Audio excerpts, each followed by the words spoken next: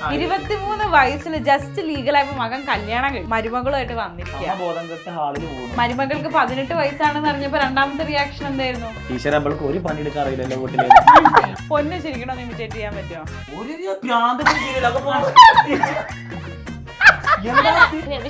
Birthday wish ചെയ്യുമ്പോ ഞങ്ങളുടെ വീട്ടിൽ ചിരിക്കുടിക്ക് മറ്റേ പിറന്നാൾ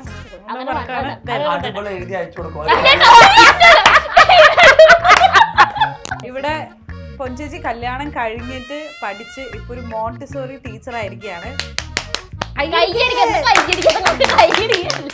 അമ്മ സൺസ്ക്രീം എന്നിട്ട് ഫേസ് വാഷ് മൊത്തം വെള്ളെടുത്ത് മുഖത്ത് നോക്കിയപ്പോ മുഖം മൊത്തം എന്നിട്ട് മുടി ഇങ്ങനെ ആക്കുമ്പോ ഫുള്ള് പദം ഇങ്ങനെ ഇളകി വരുന്നു. കൊറേ ചിരിച്ചു. ഇത് ശരിക്കും ഞങ്ങളുടെ ധ്യാൻ ശ്രീനിവാസന്റെ വേറൊരു വേർഷൻ. അല്ല അതല്ല ശരിക്കും അയ്യോ ഉണ്ടാക്കാൻ സത്യം അയ്യോ അമ്മ പണിയെടുത്തിട്ട് വീടിന്റെ വാടക കൊടുക്കണം, അവർക്ക് ഭക്ഷണം ഉണ്ടാക്കണം, അവർക്ക് ഡ്രസ്സ് വാങ്ങണം. അവ ഓട്ടോ തുടങ്ങിയപ്പോ പിന്നെ അവന് ഡ്രസ്സ് എടുക്കണം. ചെടി മാത്രം ഞാൻ എടുത്തു കൊടുത്തായി. ഇപ്പൊക്കെ അമ്മേനെ ഞാൻ വിളിച്ച് വരുത്തി കൊണ്ടുപോണത് സൂചി വെക്കാന്. സൂചിയൊക്കെ നമ്മൾ നാണം കെടുത്തും. ഞാൻ അതുകൊണ്ട് പോവാറില്ല നാണം കെടുത്തും. കൊറോണ സൂചിക്ക് അമ്മ എടുക്കാൻ പോയപ്പോ അവര് പറഞ്ഞു അതിന്റെ ഉള്ളിൽ ഒരാൾക്ക് കയറാൻ പറ്റുള്ളൂ പറഞ്ഞു. എന്ത് ഞാൻ അമ്മ എന്നാ പറ്റില്ല. ബ്ലഡ് എടുക്കാൻ പോയി. ഞങ്ങൾ പ്രാർത്ഥിക്കും എന്നെ അറിയുന്ന ആൾക്കാരൊന്നും ആവില്ലേ. അവിടെ ആ നേഴ്സുമാർക്കൊക്കെ എന്നെ അറിയാം. അവരാ സാധനങ്ങൾ ആക്കില്ല തുള്ളി പോവില്ലേ. എനിക്ക് പടച്ചിലാണ്. ഇതൊരു കമ്പി കഷ്ണം ഇറക്കല്ലേ. നടുവ് കൂടെ പോയിട്ട് അവിടെ നിന്നാ മതി. ആരും കാണാൻ പറ്റില്ലല്ലോ ഫ്രണ്ടില്. ധൈര്യം നടക്കാം. ആരും കാണല്ലേ. ഞാനപ്പോ തിരിഞ്ഞു നോക്കി ബാക്കിലുണ്ടല്ലോ അല്ലേ. കിട്ടിയപ്പോ നമുക്ക് ജോലി കിട്ടാൻ വേണ്ടിട്ടൊക്കെ സ്കൂളിൽ നിന്ന് വിളിക്കില്ലേ പറയുകയൊക്കെ ചെയ്തു. പക്ഷെ ഞാൻ ഇനി ഉമ്മോളും കൂടി ഒന്ന് ആയിട്ട് പിന്നെ എന്റെ സുരിമോൾക്ക് ഒരു പെൺകുട്ടിയുമാണ് വേണം. Good luck. ആന്റിക്ക് എന്താ തോന്നി? 21 എത്ര വയസ്സായിട്ടാ പെണ്ണിനെ കൊണ്ട് വന്നപ്പോ? 23 വയസ്സിൽ ജസ്റ്റ് ലീഗലായപ്പോ മകൻ കല്യാണം കഴിഞ്ഞു, മരുമകളുമായിട്ട് വന്നിരിക്കുക. എന്റെ അമ്മേ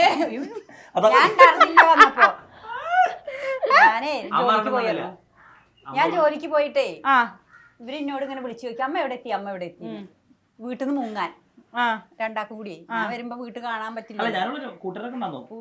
എന്നിട്ട് ഞാൻ വീട്ടിൽ വന്നതിന്റെ ശേഷം ഇവന്റെ കൂടെ എന്താ ഓട്ടോ ഓടുന്ന ആളെന്നെ വീട്ടിലേക്ക് പറഞ്ഞാച്ച് ഇന്റെ അടുത്ത് വന്ന് സംസാരിച്ച് സമ്മതൊക്കെ വാങ്ങിയിട്ടാണ് വീട്ടിലേക്ക് തിരിച്ചു കയറി വന്നത്. അന്നത്തെ കാലം ഇത് നന്നായി. ഇന്നാണെങ്കിൽ പാട്ടൊക്കെ താല്പര്യമൊന്നും ഉണ്ടായിരുന്നില്ല അങ്ങനെ. പിന്നെ ഇപ്പൊ മക്കളെ ഇഷ്ടല്ല, അത് തടസ്സം ചെയ്യണ്ടല്ലോ. അമ്മ റിയാക്ട് ചെയ്യുന്നല്ല, അമ്മയ്ക്ക് എന്തിനാവൂ, അമ്മയ്ക്ക് ഒരുപാട് അസുഖങ്ങളുള്ള. അപ്പൊ എന്തേലും പറ്റുമോ പെട്ടെന്ന് കേൾക്കുമ്പോ നമ്മുടെ ടെൻഷൻ ആയിരുന്നു. അല്ല അതാ ഞാൻ പറഞ്ഞേ, അന്നത്തെ കാലം നന്നായി. ഇന്നാണെങ്കിൽ ഏതാ പാട്ട് വരിക?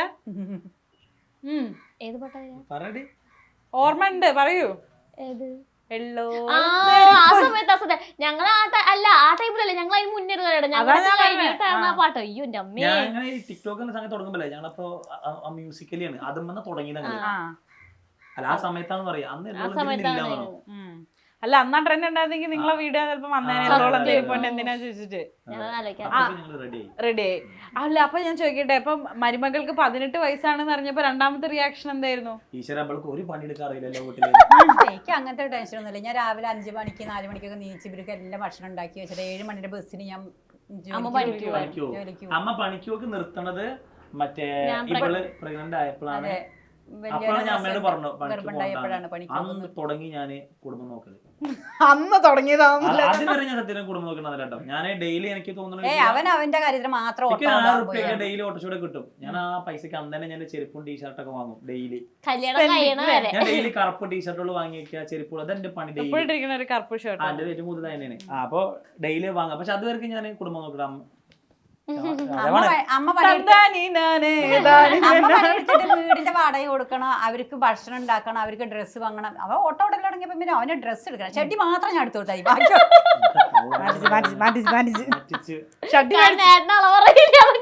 ഗൈസ്, കേരളത്തിലെ നമ്പർ 1 വ്ലോഗർ ആയിട്ടുള്ള മല്ലു ഫാമിലിയിലെ സുനിഞ്ഞാട്ടിന് ഷട്ടി വാങ്ങിച്ചു കൊടുക്കുന്നത് ചേട്ടന്റെ അമ്മയാണ്. അളവറിയില്ല. അതന്ന് ഇപ്പൊക്കെ ഞാൻ അടിപൊളിയായിട്ട് എടുക്കും. ഞാൻ എടുക്കില്ല. ഇപ്പൊ എന്താ തന്നെ മേടിക്കും. ഇപ്പൊക്ക് അമ്മേനെ ഞാൻ വിളിച്ച് വരുത്തി കൊണ്ടുപോകണത് സൂചി വെക്കാന്. പനി വന്നാ കൊണ്ടുപോകും. ആശുപത്രിക്ക് ഞാൻ ഇപ്പൊ ടാറ്റോ കടിച്ചു. അതൊക്കെ അടിക്കുമ്പോ അത് അമ്മല്ല, എനിക്ക് അടിക്കാൻ നല്ല കമ്പണ്ണു. പക്ഷെ അമ്മല്ലാണ്ട് പറ്റൂല. സൂചി ഒരു പനിയൊന്ന് സൂചിയൊക്കെ നമ്മള് നാണം കെടുത്തും. ഞാൻ അതുകൊണ്ട് പോവാറില്ല ഇവിടെ, നാണം കെടുത്തും. എന്റെ കാലുമ്പോ പേര് നാളൊക്കെ പാടെ ഈ സാധനം വെച്ചു, രോമ പറക്കണ സാധനം. എന്തായാലും പേര് മറ്റേ സ്ട്രിപ്പ് പല്ലേ ഞാൻ ചത്തുണ്ടോ അവിടെ. ഞങ്ങളൊക്കെ എത്ര വേദന സഹിച്ചിട്ട് എങ്ങനെ മുട്ട ഞാൻ കരഞ്ഞു. ആ വീഡിയോ അതെ വീഡിയോ നമ്മള് ആ വീഡിയോ 15 മില്യൺ എത്രയാണ് വ്യൂസ്. അത് മില്യൺ അടിച്ചില്ല നിന്നെയൊക്കെ ശരിയാക്കി തരാൻ. വെള്ളമൊക്കെ ഒന്ന് പേടിച്ചിട്ട് നല്ല വേദന. അവനെ ഡോക്ടറേക്ക് പോയിട്ടുള്ളതേ അവന്റെ 30 വയസ്സിൽ ഒറ്റ പ്രാവശ്യം ഒറ്റയ്ക്ക് പോയിട്ടുള്ളത്. ഞാൻ ഇല്ലാതെ പോയത് മലയ്ക്ക് മാലട്ടിരിക്കുന്ന സമയത്ത് എനിക്ക് പനി വന്നു. അപ്പൊ അമ്മ അന്ന് ഇങ്ങനെ ഡേറ്റ് ആയിട്ട് മാറിയിരിക്കുക. അപ്പൊ അന്ന് അമ്മല്ല അമ്മ അന്ന് കരഞ്ഞു പൊളിക്കായിരുന്നു. പക്ഷെ അവന്റെ ഏട്ടന്മാരൊക്കെ പടനെ കൊണ്ടുപോയിട്ട് ഞാൻ മാലിട്ടല്ലേ ഏട്ടന്മാരൊക്കെ പോകണമെന്ന് വെച്ചു. എനിക്ക് സൂചിയൊക്കെ ഭയങ്കര കൊറോണ സൂചിയൊക്കെ എടുക്കാൻ പോയപ്പോ അവര് പറഞ്ഞു അതിന്റെ ഉള്ളിൽ ഒരാൾക്ക് കയറാൻ പറ്റുള്ളൂ പറഞ്ഞു. എന്ത് ഞാൻ പറഞ്ഞു അമ്മനെ പറ്റില്ല. ആദ്യത്തെ വട്ടം പോയപ്പോ രണ്ടാമത്തെ അമ്മ. അയ്യോ ഇനി എനിക്ക് അവിടെ എനിക്കിപ്പോ നാളെ എന്തോ രസം ഉണ്ടായില്ലേ, അതിനൊരു ബ്ലഡ് എടുക്കാൻ പോയി. ഞങ്ങനെ പ്രാർത്ഥിക്കും ഈശ്വരൻ എന്നെ അറിയുന്ന ആൾക്കാരൊന്നും ആവല്ലേ. അവിടെ ആ നഴ്സുമാർക്കൊക്കെ എന്നെ അറിയാം. ഞങ്ങളിവിടെ പട്ടിയില്ലേ അതിന്റെ ഇവിടെ കടിച്ചു ഇവിടെ. അത് പാതായി. എന്റെ ദൈവം എന്റെ എല്ലായിടത്തും കൂടി സൂചി വെച്ചു. ആ ഡോക്ടറേറ്റിക്ക് പോവുക ഞങ്ങൾ പനിയായാലേ. അവിടെ ചെന്നാൽ ഇവന്റെ അത്ര പ്രായമുള്ള ഒരു എന്താ പയ്യനവിടെ സൂചിയൊക്കെ വെക്കുന്നത്. അവൻ ചോദിക്കേ സൂചി പിടിച്ച് ഇങ്ങനെ നിൽക്കും ഇതൊന്നും വെക്കാൻ പറ്റുമെന്ന്. അരമണിക്കൂറൊക്കെ അവനെ കൊട്ടം തിരിപ്പിക്കും.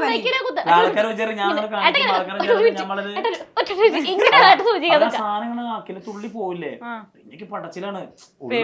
അതൊരു കമ്പി കഷ്ണം ഇറക്കുന്നേ.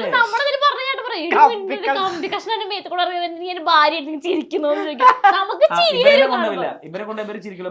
ആച്ചക്കന്മാർ ഇവരൊന്നും കൊണ്ടുപോയില്ല. ഞങ്ങൾ ഓടിയിട്ട് അമ്മല്ലേ അപ്പൊ നമ്മളങ്ങനെ കെട്ടിപ്പിടിച്ച് അങ്ങനെ ഇരിക്കും. ഇപ്പൊ ടാറ്റോ അടിക്കാൻ വേണ്ടി പോകുമ്പോഴൊക്കെ അമ്മ എടുത്തു വേണം. സൂചി വയ്ക്കുമ്പോൾ അവർക്ക് വേദന, മറ്റുള്ളവർക്ക് വേദന ഒന്നുമില്ല. എന്റെ ഒരു തവണ ഞാൻ എന്റെ കൈയിന്റെ പേരിൽ ഇവിടെ മുറിഞ്ഞു കുപ്പിച്ചിട്ട് തട്ടിയിട്ടേ. എന്നിട്ട് ഡോക്ടറെ അടുത്ത് പോയി തുന്നണം പറഞ്ഞിട്ടേ. ഇവനുണ്ട് മറ്റോളുണ്ട്. അന്ന് അവളെ കല്യാണം കേട്ടില്ല കേട്ടോ. എന്റെ തലയ്ക്കും പാട്ട് നിന്നിട്ട് രണ്ടാളും കടകടേന്ന് ചിരിക്കുക. ഡോക്ടറെ പിടിച്ച് പുറത്തേക്കാക്കി വരാനേ. അതെ ഓള് ഞാനെന്ന് പറഞ്ഞു കഴിഞ്ഞാൽ ഇപ്പൊ വെറുതെ ഇപ്പൊ ഒരാൾ ഇരിക്കുമ്പോ തന്നെ ഞാനോട് ഇങ്ങനെ നോക്കി അപ്പൊ ചിരിക്കും. ഞാനോട് വെറുതെ ഇരുന്ന് ഇങ്ങനെ ചിരിക്കും. അവർക്ക് ചിലപ്പോ കാരണം കിട്ടണമെന്നില്ല, ഒരാളിങ്ങനെ അങ്ങനെ ചിരിക്കും. അപ്പൊ നമ്മുടെ കൈ കാണുമ്പോ പറയാ ആൾക്കാർ വെച്ചാൽ ഞാൻ ചിലപ്പോ ഇങ്ങനെ ഓരോന്ന് കാട്ടിക്കുമ്പോ ആൾക്കാർ വെച്ചാൽ വെച്ചിട്ടാ ഞാൻ വീഡിയോക്ക് വേണ്ടി കാണിക്കാണ്.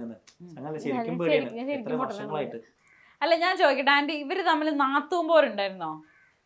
ഒട്ടുമില്ല. അമ്മായിമ്മ പോരുണ്ടായിട്ടോ? ഇല്ല അങ്ങനത്തെ പ്രശ്നം. ഇപ്പൊ ഞാൻ ഏറ്റവും ഇതാക്കി വെച്ച കാര്യം എന്താ അറിയോ, മറ്റേ ഇവര് ഒരു വീട്ടിൽ ഏറ്റവും കൂടുതൽ പ്രശ്നം ഉണ്ടാവണത് ഞാൻ ശ്രദ്ധിച്ചിടത്തോളം മറ്റേ കല്യാണം കഴിച്ച വീട്ടിലുള്ള പെങ്ങളും, അതായത് ഏട്ടന്റെ ഭാര്യ അനിയന്റെ ഭാര്യ, അവരാണ് പ്രശ്നം ഞാൻ കണ്ടിട്ടുള്ളത്. അപ്പൊ ഞാൻ ഓട്ടോ ഓടിക്കുമ്പോൾ അന്ന് തൊട്ടിട്ട് കാണിച്ചില്ല ഇന്റെ അടുത്ത് ഇവിടെ പ്രശ്നം ഉണ്ടായാലും അവരാണ് തെറ്റരുത്. അത് ഞാൻ അന്ന് നല്ലോണം ശ്രദ്ധിച്ചിരുന്നു. ഞാൻ ഇനിയിപ്പോ ഞാൻ ഇവൾക്ക് എന്ത് സാധനം അപ്പൊ അവൾക്ക് വാങ്ങും. ഓക്കെ, ഞാനൊന്ന് ഇന്ററപ്റ്റ് ചെയ്യാണ്. നാത്തുമ്പോര് ഒഴിവാക്കാനായി ആണുങ്ങൾ ചെയ്യേണ്ട ഒരു 5 കാര്യങ്ങൾ അല്ലെങ്കിൽ ഒരു 3 കാര്യങ്ങൾ പെട്ടെന്നൊന്ന് പറയും. ഭാര്യക്ക് വാങ്ങുന്ന പോലെ തന്നെ പെങ്ങൾക്ക് വാങ്ങണം. അത് ചിലപ്പോ പെങ്ങൾ പറയുന്നുണ്ടായിരിക്കില്ല ഏട്ടാ എനിക്ക് വാങ്ങണമെന്ന് പറയില്ല. പക്ഷെ നമ്മളത് കണ്ടറിഞ്ഞ് വാങ്ങണം. അത് കഴിഞ്ഞപ്പോ അവൾക്ക് വാങ്ങാൻ പൈസ ഇല്ലെങ്കിൽ ഇവൾക്ക് വാങ്ങരുത്. രണ്ടുപേർക്ക് പൈസ ഉണ്ടെങ്കിൽ ഞാൻ ശ്രദ്ധിച്ച കാര്യം. ചിലപ്പോ അവള് പറയില്ല ഏട്ടാ എനിക്ക് വേണ്ടാന്ന് ചിലപ്പോ പറയും. പക്ഷെ അത് ഉള്ളിന്റെ ഉള്ളിൽ അപ്പൊ അങ്ങനെ ഞാൻ അങ്ങനെ ചിന്തിക്കുന്ന ആളാണ്. അതുകൊണ്ട് പറയുന്നത് ഞാനും വാങ്ങിച്ചായിരുന്നില്ല. ഇവള് വന്ന സമയത്തൊന്നും വീട്ടിലേക്ക് പോയിരുന്നില്ലല്ലോ കുറച്ച് സമയത്തേക്ക്, 1 വർഷത്തോളം. അപ്പൊ അവൾക്ക് എന്തെങ്കിലും വാങ്ങുന്നുണ്ടെങ്കിൽ ഇവൾക്ക് വാങ്ങും, അല്ലെങ്കിൽ പിന്നെ രണ്ടാൾക്കും വാങ്ങില്ല. ഇപ്പൊ എന്തെങ്കിലും കഴിക്കാൻ വിളിക്കുകയാണെങ്കിൽ പോലും കൂടി അത് ഇവരാൾ ഒരുമിച്ചേ വിളിക്കുള്ളൂ. ചേച്ചിക്ക് എന്താ വേണ്ട പിന്നെ ഡ്രസ്സ് എടുക്കാനൊക്കെ എന്തെങ്കിലും കടയ്ക്ക് പോന്ന് പറഞ്ഞു കഴിഞ്ഞാല് ഞാൻ ആയിരുന്ന ഒരു പൈസ എന്റെ മനസ്സിൽ റെഡിയാക്കി വെക്കും. ഞാൻ എന്നിട്ട് രണ്ടാളെയും കൊണ്ടുപോകും. അപ്പൊ അവള് എറണാകുളത്തെ പഠിക്കുക ചെയ്തിരുന്നാണ് ആദ്യം. അപ്പൊ അവിടേക്ക് പോകുമ്പോ എന്തെങ്കിലും എടുക്കുമ്പോ അത് വെളുക്കുമ്പോൾ ചേർത്ത് വാങ്ങും ഞാൻ. പിന്നെ പുറത്തേക്ക് രാത്രിക്ക് ഇപ്പൊ എവിടെയെങ്കിലും പോകാന്ന് പറഞ്ഞു കഴിഞ്ഞാൽ ഞങ്ങൾ 3 ആളും പാടെ പോകും. ട്രിപ്പിൾ വെച്ചിട്ട് പോകും. ഞാൻ ഒരാളെ ഒറ്റയ്ക്ക് ഇരുത്തില്ല. കാരണം ഇപ്പൊ ഇന്റെ അടുത്ത് ഇവിടെ തെറ്റിയാലും ഇന്റെ പെങ്ങളുടെ തെറ്റിയാലും ഇവരെന്തെങ്കിലും തെറ്റരുത് ഞാൻ ശ്രദ്ധിക്കും എപ്പോഴും. കാരണം ആ യൂട്യൂബ് തുടങ്ങുമ്പോഴേക്ക് ഏറ്റവും കൂടുതൽ കമന്റ് അതായിരുന്നു. അവരെ അങ്ങനെ മെയിൻ സൂചിനെ കൊണ്ടുപോകുന്നത് ഭയങ്കര വലിയൊരു കാര്യമാണ്.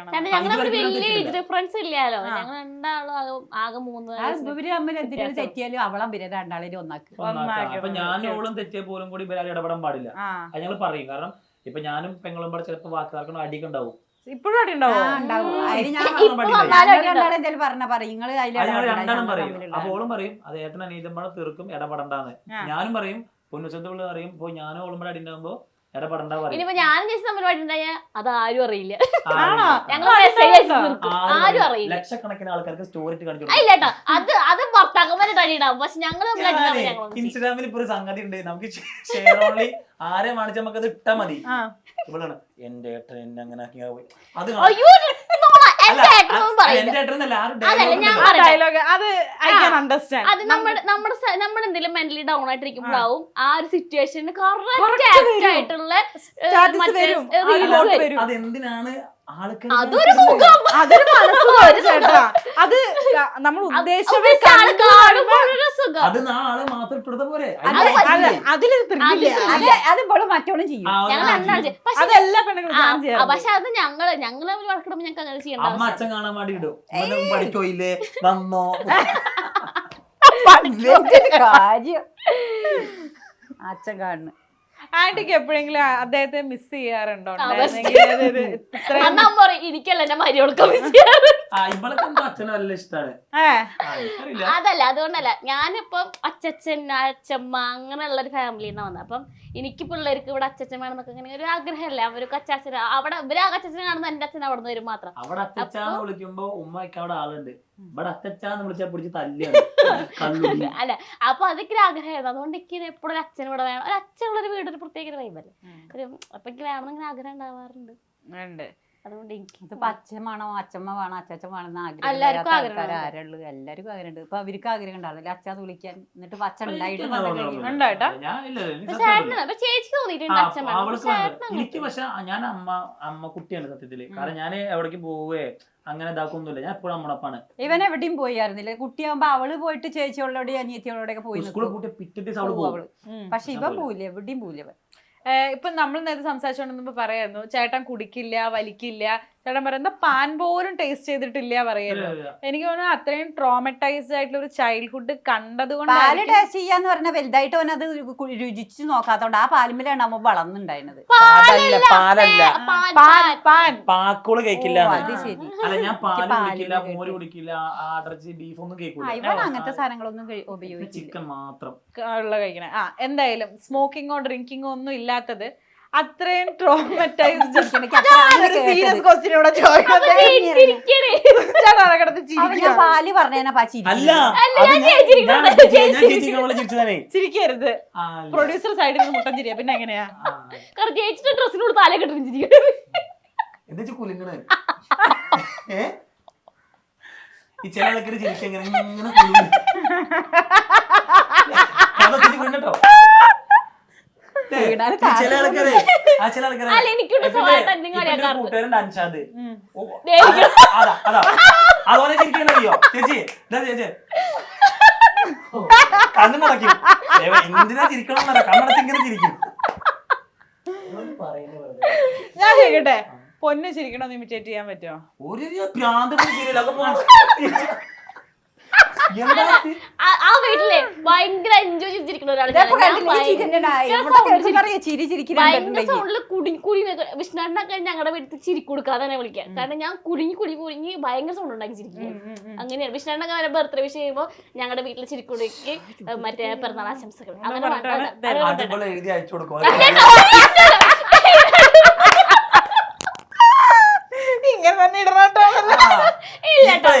കഴിഞ്ഞപ്പോഴത്തേക്ക് എന്നോട് ചൂടായി. ഏതോ ഫോട്ടോ നല്ല ഇട്ടിട്ടാണ് ഞാൻ അയച്ചെന്നില്ലേ?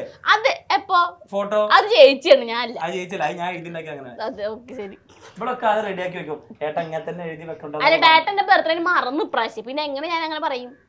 എങ്ങനെ മറക്കാക്കി ഇങ്ങനെയൊക്കെ ഇരുന്ന് സംസാരിച്ചു. ഓക്കെ, എന്നാ ഒരു ടാസ്ക് തരാം.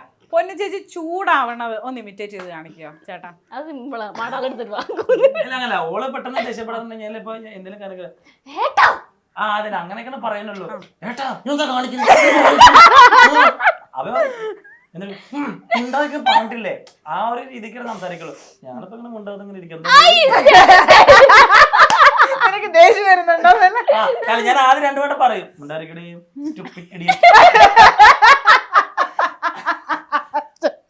അങ്ങനെയൊക്കെ പറയും. അല്ല, എനിക്ക് പിന്നെ ഉറക്കത്തിനെ കുറിച്ച് കഴിഞ്ഞാൽ ഞാൻ ഞാൻ കാലോട്ടോട്ടെങ്കിലും ചവിട്ടും നിങ്ങൾ പാട്ടില്ല എന്നെ ഉറക്കറിന്ന് വിളിക്കുന്നത്. ഇപ്പൊ നാളെ ഇതുപോലെ ഞാനേ പറയാം, പെണ്ണ് ഞാൻ വരുന്നൊരു ഉറങ്ങുന്നില്ല. അപ്പൊ ഞങ്ങൾ കിടക്കുക, അപ്പൊ ചെക്കൻ മറ്റേ അമ്മത്തെ കിടക്കുക ഇവള്. അല്ലെങ്കിൽ ഞാൻ നിൽക്കുമ്പോ പാട്ടൊക്കെ രാത്രി പെണ്ണ് ഞാൻ പാടുന്ന പാട്ടൊക്കെ സ്പീക്കറിൽ പാട്ടൊക്കെ റൂമിൽ തന്നെ ഇരിക്കുക.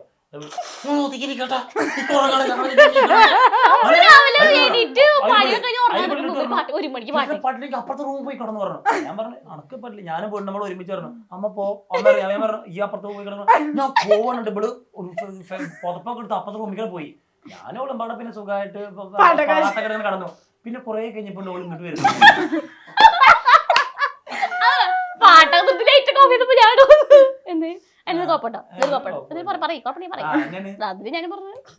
ഇവരിങ്ങനെ വീട്ടിൽ എപ്പോഴും ഇങ്ങനെ കലവല ഞാൻ ഇവള് കുഞ്ഞോളും അങ്ങനെ. പക്ഷെ ഞങ്ങളെ കൂടുതൽ പെടാത്തത് അളിയനാണ്.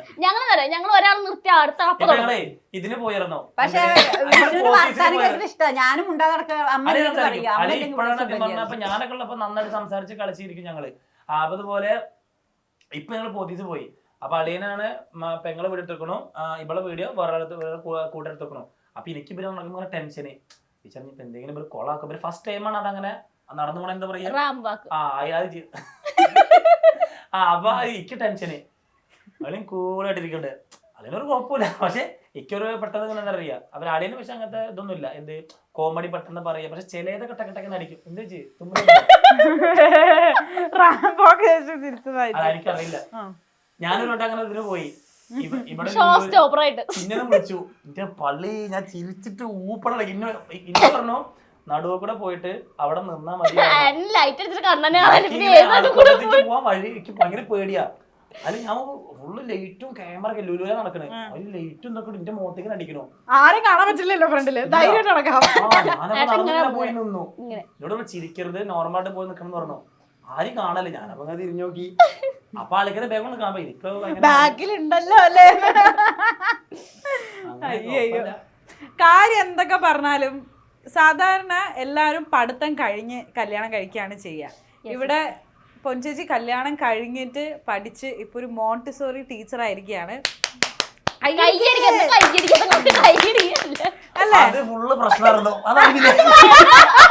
അതുകൊണ്ട് ഇപ്പൊ എന്താ, കല്യാണം കഴിഞ്ഞു, 2 കുട്ടികളായി, പഠിത്തം കഴിഞ്ഞു, ടീച്ചറായി, എല്ലാം ഒറ്റ കണ്ടന്റുമേ ഒരു 10 വീഡിയോ എടുത്തിട്ടുണ്ടാവും ഞാൻ. ആൾക്കാരെ വെച്ചത് ഫുള്ള് പ്രൊമോഷൻ. സത്യത്തില് പ്രൊമോഷനും കാര്യമൊന്നുമല്ല, വളരെ ശരിക്കും പോയി ഇതായി തന്നെയാണ്. പക്ഷെ അതിന്റെ പാതിക്ക് വെച്ചിട്ടാണ് ചേർന്നത്. അപ്പൊ അതിലുണ്ടായ ഒരു സംഗതി എന്നത്. പറയൂ ഭർത്താവിന്റെ ഒരു സപ്പോർട്ടിനെ പറ്റി, അമ്മയമ്മയുടെ സപ്പോർട്ട്. അവളെ അച്ഛൻ തന്നെ ആയിരുന്നു അതിനുള്ള അല്ല. ഏട്ടനോട് ഞാൻ വന്നപ്പോ തന്നെ അച്ഛൻ്റെ ഏറ്റവും ആഗ്രഹം ഡിഗ്രി എടുക്കണം എന്നുള്ളൊരു ഇത്. അപ്പൊ ഇവിടെ ഞാൻ അവിടുന്ന് കൂടുന്നപ്പോ തന്നെ ഞാൻ സത്യം പറഞ്ഞ ഇവിടുന്ന് പഠനമായിരുന്നു. വീട്ടിലിരിക്കുന്നു വേണ്ട, പഠിക്കാൻ അതിനുള്ള എന്താ ചെയ്താൽ പൊക്കൊന്ന് പഠനമായിരുന്നു. പക്ഷെ ആ സമയത്തല്ലേ കല്യാണം കഴിഞ്ഞിട്ട് പഠിക്കാൻ പോളൊരു മടി. ആ ഒരു മടി കാരണം ആ ടൈമിൽ പോയില്ല. പിന്നെ ഇപ്പൊ അങ്ങനെ ഇരുന്നപ്പോ തോന്നി നമ്മളിങ്ങനെ പഠിക്കാതിരുന്നിട്ട് വലിയ കാര്യമൊന്നും ഇല്ലല്ലോ. പക്ഷെ പഠിക്കണം പിന്നെ ഇപ്പൊ പറഞ്ഞാൽ ഞാൻ പിന്നെ കുട്ടികളൊന്നും ഇതാണ്. ഇപ്പൊ ഞാനൊക്കെ ഇപ്പൊ സ്കൂൾ വിട്ടിട്ട് വരുമ്പോ എന്റെ വീട് എപ്പോഴും പൂട്ടിയിട്ടാണ് ഞാൻ കണ്ടത്. കാരണം വൈകുന്നേരത്ത് വരുമ്പോ ചായ ഉണ്ടായിരിക്കില്ല, എടുത്തരാൻ ആളുണ്ടായിരിക്കില്ല. കാരണം അമ്മ പണിക്കൊണ്ടായിരിക്കും. വൈകുന്നേരത്ത് ഞാനൊക്കെ സ്കൂളിൽ വരുന്ന സമയത്ത് ഇന്റെയൊക്കെ പണി എന്ന് പറഞ്ഞു കഴിഞ്ഞാല് 2 മുറ്റം ഞാൻ അടിക്കണം, 2 മുറ്റം എന്റെ പെങ്ങളടിക്കണം, 2 കുടം വെള്ളം ഞാൻ കൊണ്ടണം, 2 കുടം വെള്ളം ഓള് കൊണ്ടണം. പിന്നെ അതായത് കിണറിന്ന് ഇങ്ങനെയല്ല അയക്ക് ഇട്ടിട്ട് ഇങ്ങനെ എടുക്കണം കിണറിന്ന്. അപ്പൊ അങ്ങനെ സത്യം പറഞ്ഞാൽ ഞാനൊക്കെ ഇതായത്. കാരണം സ്കൂൾ ഇപ്പൊ എന്റെ കൂട്ടുകാരന്മാരൊക്കെ ഞാൻ ശ്രദ്ധിക്കും, സ്കൂളിൽ വരുമ്പോ ഉമ്മമാര് ചായയും അതും ഇതൊക്കെ ഉണ്ടാക്കി വെച്ചിട്ട് ഞാൻ കണ്ടതാണ്. അപ്പൊ എനിക്ക് നിർബന്ധം എന്റെ കുട്ടി സ്കൂളിലേക്ക് പോകുമ്പോഴും വരുമ്പോഴും അതുള്ള കറക്റ്റായിട്ട് ചെയ്യുന്നുണ്ടായി. സന്തോഷം. സത്യം അത് സമ്മതിച്ചു തന്നേ പറ്റുള്ളൂ. ഇപ്പം ഒരു ഫാമിലി മാനേജ് ചെയ്യാനുണ്ട്, കുട്ടികളുണ്ട്, അതിന്റെ ഇടയിലൊക്കെ പഠിച്ച് ആ ഒരു ഡ്രീം അച്ചീവ് ചെയ്തല്ലോ. അതിൽ ഹാറ്റ്സ് ഓഫ്. Thank you. അല്ല ടീച്ചേഴ്സ് ഭയങ്കരമായിട്ടാണ് സപ്പോർട്ട് ചെയ്തിട്ടുണ്ട്. പിന്നെ അതുപോലെ എനിക്ക് കിട്ടിയിട്ടുള്ള മോട്ടിവേഷൻ ഒന്നും ചെറുതല്ല. എല്ലാരും തന്നെ ഇങ്ങനെ മോട്ടിവേറ്റ് ചെയ്ത് എന്റെ പറയൊക്കെ ചെയ്തു. പക്ഷെ ഞാൻ ഇനി ഉമ്മോളും കൂടി ഒന്ന് ആയിട്ട് എന്തെങ്കിലും ചെയ്യാമെന്ന് എനിക്ക് അയ്യടി പോലെ അല്ല. എനിക്ക് അച്ഛൻ്റെ ആഗ്രഹം ഞാനൊരു ഡിഗ്രി എടുക്കണം എന്നാണ്. അപ്പൊ എനിക്ക് അത് എങ്ങനെയും ആ ഒരു ആഗ്രഹം നിറവേറ്റണമെന്നുണ്ട്. അതിങ്ങനെ മനസ്സിലായി. കല്യാണം കഴിയുമ്പോൾ ഡിഗ്രി പോലും എടുത്തിട്ടുണ്ടായിരുന്നില്ല. ഇല്ല. അപ്പൊ എനിക്കത് എടുക്കണം എന്നുണ്ട്. അത് ഇങ്ങനെ ഡിസ്റ്റൻസ് ആയിട്ട് എങ്ങനെയായാലും ഞാൻ അത് എടുക്കണം. അപ്പൊ ആന്റി വീട് പണി നടന്നു. പഠിച്ചിട്ടുള്ളൂ അതല്ല അല്ലെ ഈ ഫസ്റ്റ് അവിടെ പോയിരുന്ന അവളെ ഇവിടെ കൊടുത്തിരിക്കും. അല്ല ഞാൻ ചോദിക്കാൻ വരും വിചാരിച്ചു. അമ്മയോട് കാണിച്ചു. അല്ല ഞാൻ അങ്ങനെ പറഞ്ഞാണ് ഇല്ലമ്മ. വന്നല്ലോ രണ്ടുപേരും. ഓക്കെ അപ്പം ആന്റി വീട് പണി കഴിഞ്ഞു, മകളെ കല്യാണം കഴിപ്പിച്ച് വിടണം എന്നുള്ള ആ ഒരു ആഗ്രഹം കഴിഞ്ഞു. അപ്പൊ ഇതൊക്കെയാണ് ബേസിക്കലി നമ്മുടെ ഒരു ബ്രൗൺ പേരൻസ്, ഇന്ത്യൻ പാരൻസിന്റെ ഏറ്റവും വലിയ ആഗ്രഹം, വീട് പണി, മക്കളെ കല്യാണം ഒക്കെയാണ്. ഇനി എന്താണ് അടുത്ത ഒരു വലിയ സ്വപ്നം മനസ്സിലുള്ളത്?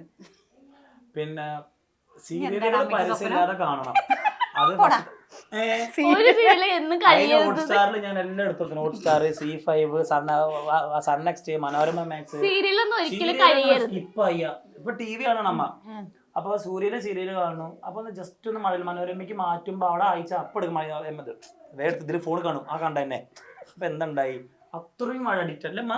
വൈകുന്നേരത്തെ ഒരു 7-6 മണിക്ക് തുടങ്ങിയ രാത്രി 12 ഞാൻ 2 മണിക്ക് വരും. 1 മണി 2 മണിക്ക് ഞാൻ വീട്ടിൽ വരാറുണ്ട്. ഫോൺ കാണും. അപ്പൊ എന്താ കണ്ട സീരിയലിനെ കണ്ടിരിക്കണേ. ഒരു ചാനലിൽ മാത്രല്ലേ സീരിയൽ, എത്ര ചാനലിൽ നമ്മളെല്ലാരും സപ്പോർട്ട് ചെയ്യണം അല്ലേ ആന്റി? ഞാൻ കാണും. ഏഷ്യാനെറ്റിലൊക്കെ ഇരുന്ന് ഫോണ് കാണും, സ്വീകരണത്തിൽ ഇരുന്ന് TV കാണും. അതെന്റെ പണി. അല്ല അതിലെല്ലാ സൗകര്യങ്ങളും ചെയ്ത് കൊടുത്തു ഞാൻ. കാരണം ഒരു സമയത്ത് അല്ലാതെ എന്താ പണി, രാവിലെ ഒക്കെ നേരത്തെ പണി ഒരുങ്ങും, പിന്നെ ഉച്ചരിഞ്ഞ ഒരു പണി. മോന് സ്കൂളിൽ പോകുന്നുണ്ട് 9 മണിയാകുമ്പോൾ പണികളൊക്കെ കഴിയും. പണ്ട് ഇപ്പൊ അമ്മക്ക് സീരിയൽ ആകെ ഒരു പണ്ട് കൈരളി TVയില് വെളുത്ത കത്രീന എന്ന് പറഞ്ഞ സീരിയൽ ഉണ്ടായിരുന്നു. അമ്മ അതുപോലെ പണി മാറ്റിയിട്ട് ഇതുപോലെ 5-6 മണിക്ക് വരും. 7 മണിക്കുള്ള സീരിയൽ ഉണ്ടാവുന്നത്. ആ സീരിയൽ കാണാൻ വേഗം വരും. ആ സീരിയൽ 8 മണിക്ക് കഴിഞ്ഞാൽ വേഗം വീട്ടിൽ വന്ന് കടന്നുറങ്ങിയിട്ട് രാവിലെ 6:00 എണീച്ച് പണിക്ക് പോകും. അങ്ങനെയാണ് അതൊക്കെ നമ്മൾ കണ്ടത്. ഇപ്പൊ നമ്മ അള്ളി വെച്ച് സീരിയല് കാണുന്നു. ഇപ്പൊ ഏത് സീരിയൽ കഥ പറഞ്ഞു എടുത്തുകൂടെ തിന്നുള്ള സാധനങ്ങള് തിന്നുക, കടക്കുക, സീരിയല് കാണുക അല്ലേ. പണ്ട് ഒരുപാട് ആഗ്രഹിച്ച ഒരു ലൈഫാണോ ആന്റി ഇപ്പൊ നയിച്ചോണ്ടിരിക്കുന്നത്? ഞാൻ ഒരിക്കലും ആഗ്രഹിച്ചില്ല ഇങ്ങനത്തെ ലൈഫ് ഒന്നും.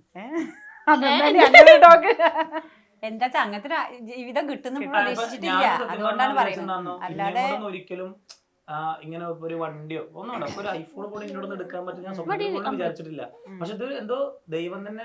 ഞാൻ എങ്ങനെ ആലോചിച്ചിരുന്നേ, എല്ലാരും ഇങ്ങനെ ഓരോന്നും ഗൾഫിൽ പോകണു, എന്റെ കൂട്ടുകാരന്മാരൊക്കെ ഗൾഫിൽ പോകണു, സെറ്റ് ആണ്. എനിക്ക് മാത്രം വിസ കിട്ടണമെന്നില്ല. അപ്പൊ എല്ലാരും പറഞ്ഞോട് പാസ്പോർട്ട് എടുക്കുക. ഞാൻ 9 വരെ പഠിച്ചിട്ടുള്ളൂ. അപ്പൊ പാസ്പോർട്ട് എടുക്കപ്പോ പാസ്പോർട്ട് എടുത്തപ്പോ പറഞ്ഞു എമിഗ്രേഷൻ അടിക്കാൻ 10 വേണം. ഞാൻ 10 എഴുതി എടുത്തു. 10 എഴുതിയിട്ട് എമിഗ്രേഷൻ അടിച്ചപ്പോ വിസ അല്ല. അപ്പോഴും ഞാൻ വിചാരിച്ചു എല്ലാരും ഇങ്ങനെ കൂട്ടുപോലെ പറയുന്ന ഞാൻ ഇങ്ങനെ ഈശ്വര നന്നാവുണ്ടാവുക എന്നിങ്ങനെ വിചാരിച്ചിരുന്നു. പക്ഷെ എന്തോ പിന്നെ അങ്ങനെ നമ്മളൊരു പ്രതീക്ഷിക്കാത്തൊരു സംഗതിയാണ് പെട്ടെന്ന് യൂട്യൂബ് എന്നുള്ളത് വന്ന് ചേർന്ന് നമ്മളാണ് ഇതായത് കിട്ടിയത്. കൊള്ളാം. അതാണ് ആന്റി, നമുക്ക് പഠിത്തവും അതൊക്കെ ഉണ്ട്, പക്ഷെ നമുക്കത് ഈശ്വരനൊന്ന് വിധിച്ചിട്ടുണ്ടാവും. നമ്മുടെ മനസ്സിന്റെ നന്മ അനുസരിച്ചിട്ട് നമുക്കത് മനസ്സിലായി. ദൈവം എന്തെങ്കിലും ഒരു ജീവിതത്തിൽ ഒരിക്കലും നല്ലൊരു സമയം ഉണ്ടാവും മനുഷ്യന് എന്നുള്ളത്. കുറെ കഷ്ടപ്പെടുമ്പോ ഒരു നല്ല കാലം ഉണ്ടാവും, നല്ല കാലം ഉണ്ടാവും. പിന്നെ ഉറപ്പായിട്ടും. അപ്പൊ ഞാൻ ചോദിച്ചതിന് ഉത്തരം എന്താ? ഇനി എന്താണ് ഒരു നെക്സ്റ്റ് വലിയൊരു ആഗ്രഹം? ഒരു ഫ്ലൈറ്റ് യാത്ര?